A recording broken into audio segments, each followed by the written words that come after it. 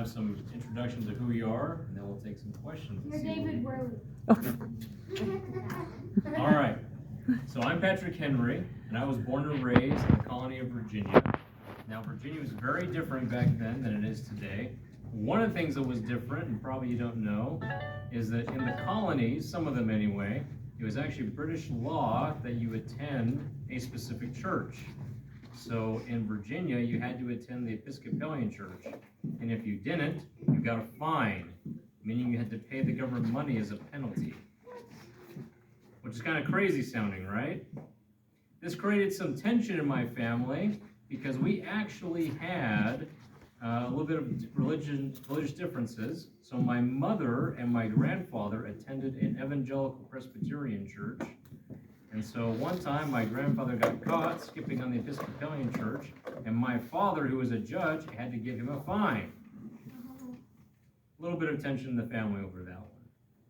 But one thing that I learned by going to that evangelical church is that the pastor there had a very different preaching style than the Episcopalian churches. So he was a very fiery preacher, very animated, and kind of put his whole body into the sermon, and very, very different than a lot of the other preachers at the time. And I learned from that speaking style, and I actually used it when I gave speeches later on in life. Now, it's a little bit about me as I got a little bit older. So I thought I was going to be a businessman, so I started a store. Well, the store failed. Not a lot of people bought the things that I had. A lot of people came and talked and hung out more than they bought my product, and my store failed. So I decided to be a tobacco farmer, because tobacco was worth a lot of money in those days. As a matter of fact, tobacco was worth so much, you could use tobacco as money. It was as good as money. But my luck, there was a drought when I started my tobacco farm. Tobacco takes a lot of water to grow very well, and my tobacco farm failed. So then I decided to start another store, but the drought continued. My store sold primarily farm equipment. So the farmers couldn't buy the equipment. So I had another failed business. So 3 businesses failed. And then I decided, well, I'm going to get any job I can. So I get a job at Hanover Tavern and in Hanover, Virginia. It's across the street from the courthouse. So I decided, you know what? I need some entertainment. Kind of bored. I'm going to go watch the trials and watch the lawyers and watch the judges and things they say. And I actually became very interested in the law, became a lawyer myself. And then I found that I was really good at it. As a matter of fact, bringing it back to the churches, I argued an interesting case that made me famous in Virginia. There was a case where some farmers refused to pay tithes to the Episcopal Church. Why? Well, the law required not that you pay tithing in money, you had to pay tithing in tobacco. Could you imagine that? Imagine going to your bishop, pastor, or priest and saying, I want to pay my tithing in cigarettes. I don't think it would work very well in our day. But back then, the Episcopal Church was fine to take tobacco as tithing, and it was required by law. Well, the drought had tripled the price of tobacco. And so the church became very wealthy off receiving tobacco. And at the same time, the farmers had much smaller crops, and so a lot of poor farmers refused to pay, so they couldn't. I made the argument that the churches should be more concerned about caring for the poor than taking their money. And I won the case, and this made me famous in Virginia. And then I found my calling and found success finally. That's enough about me. Let's learn some about Mr. Payne. I had a similar young experience when I was younger. I too failed in almost everything I tried. I failed in school. I wasn't a very good student.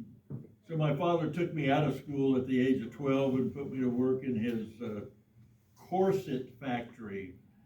And for all of you who don't know what corsets are, I'll just say they were women's clothing. And I didn't like that. It wasn't very fun.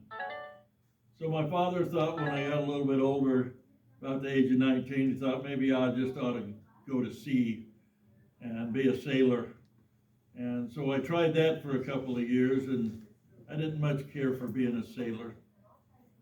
And so I got a job as a tax collector. And I got fired. But I talked them into getting my job back again. and I was a tax collector. Again, I was tax collector for 4 years. Twice in those 4 years, I got fired. But during that time, I kind of found out what my expertise was. And I wrote a letter about why the tax officials should be paid more money because of the things that we did. And my writing was so eloquent and was so good that I received a lot of praise from it and more money. And so I found that I had a very good way of speaking to people to change their mind or convince them to do other things, which was called persuasive writing. And then I wrote a book that, what was it called? Common Sense. Common Sense. And I called it Common Sense because to me, it was only common sense that you should want freedom. You should want to be free. You should want to be able to choose your own life and your own leaders. Is that a real sword? Is this a real sword?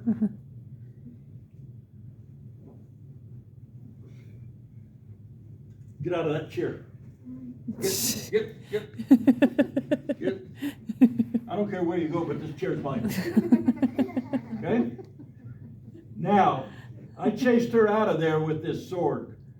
She was afraid of this sword. When I get up, I got a sneaky suspicion she's just going to go back and get her seat. I turn my back, and she goes back and she takes her land and she takes her sword. So the sword didn't do very good convincing her what she should do.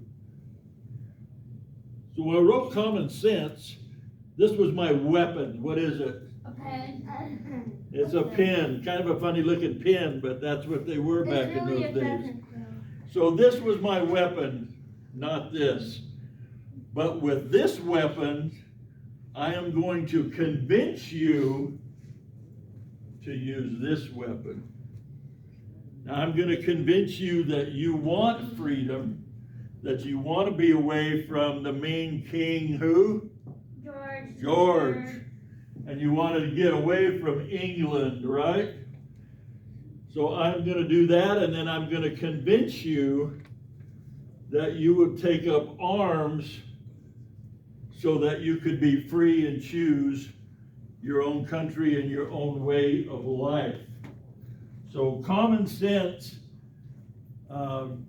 is the book that I wrote, and the reason I called it Common Sense is because I just thought it was common sense that you should want to be free. Now, Mr. Payne's being a little modest here. His book was so successful that it was the most widely read book in the colonies at the time. The only thing in print that there were more copies of at his time is the Bible. That's how many copies of it there were. The most widely read, the first American bestseller. But like Mr. Payne, I also use words primarily. So I tried to convince the people of Virginia, and specifically the legislature, that we would need an army to protect ourselves from Britain. That we should have our own military system, and that we should be prepared to use it to protect our freedoms.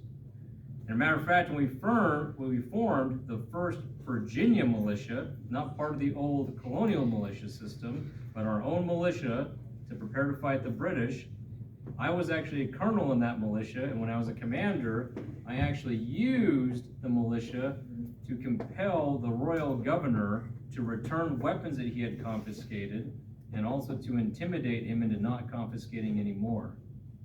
Because what we learned both in Virginia and at Lexington and Concord is that if the government comes to take away your guns, who here had their parents own guns? Pretty much everybody?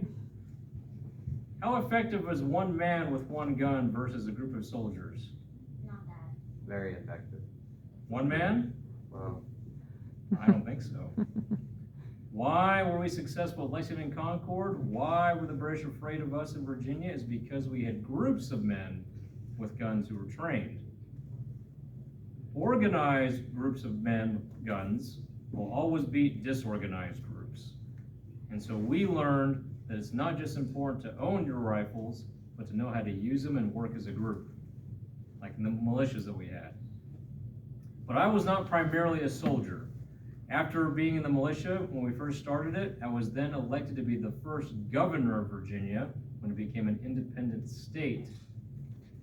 And not just after the Revolution, but during the Revolution, I served as the governor.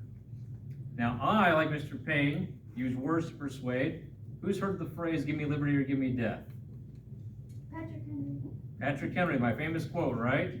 But there's another line from that speech that I think is even more important that I wish people would remember. And that is this: is life so dear or peace so sweet as to be purchased at the price of chains and slavery? This is the question that any people who want to be free will have to answer for themselves. Is life so dear or peace so sweet as to be purchased at the price of chains and slavery? Meaning, okay, let's be honest here, who here likes to sleep in? Wow. I hear that in your day you have this box that can put pictures on it that you watch all the time. Phones. Boxes and screens of types. Behind you. Yes, like these contraptions. Is it easier to train for war or to watch things on your screen? Train for war. Watch things on your screen. That's pretty easy, huh? So is life so dear or peace so sweet as to be purchased at the price of chains and slavery? Like then, like now, very similar. Sometimes people have to ask themselves a question: what are they willing to do to protect their freedom? Play a video. Playing video games won't do it. And this, just like in my time, relaxing and laying about wasn't going to do it either. It would take vigorous work to get the country going. Do you have a question? What is it? I have a Legend of Zelda Tears of a Kingdom and I already got to the surface. Yep. And if you only do that, that won't be much.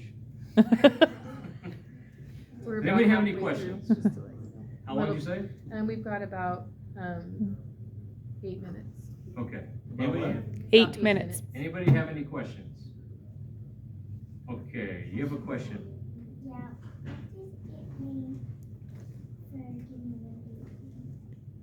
Give me liberty or give me death?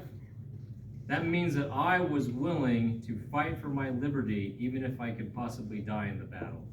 I would rather die fighting for my freedom than live as a slave to the British. Why are you dressed up? Well, this is how we dressed. How long did you fail when you were working? Oh, all of those businesses, that took about 5 or 6 years for all those businesses to fail. It took me a long time to figure out what I was really good at. What did you learn? You learn anything from Patrick Henry? Failed, failed, failed, failed, and then became a very successful lawyer. I didn't like what I did. I failed at what I did. I didn't like it. I failed, and then became a very famous writer. What does that teach you? He's similar to Thomas Edison. You're right. And what did Thomas Edison teach you? I think we have another comment here. What is that? What do we learn from that? What do you learn from it? What I got from it was that God didn't want you to be a salesman. Nothing wrong with that. How about, if So we're- that's an interesting point. So I think 2 things we learned. One, that we should keep trying even if we fail. But sometimes when we fail, it's not because maybe we failed because we weren't meant to do that. If I had been a successful farmer, I would not have gained the skills as a lawyer and gained the fame that I needed to influence Virginia. If Mr. Payne had succeeded as making corsets? If I'd have been the world's greatest corset maker, I would have never written Common Sense, which Common Sense convinced the people who wrote the Declaration of Independence to have the courage to put their life at line to break away from England. The things that I wrote in Common Sense If we would have not won the war against England, I probably would have been put to death or put in prison because of what I wrote. The same with the writers of the Declaration of Independence. My writings were so successful that General George Washington wanted all his men to read my writings so that they would have the courage to fight for what they believed in. And it's like chains and slavery, death is welcomed over chains and slavery. We want to fight for freedom. A lot of people actually did die after they wrote and signed the Declaration of Independence because the British learned Yeah, that a they lot of hated them, you're right, they So the British sacrificed their hunted lives. them Yep. down. They did. You learned something here at camp this week. Good No, job.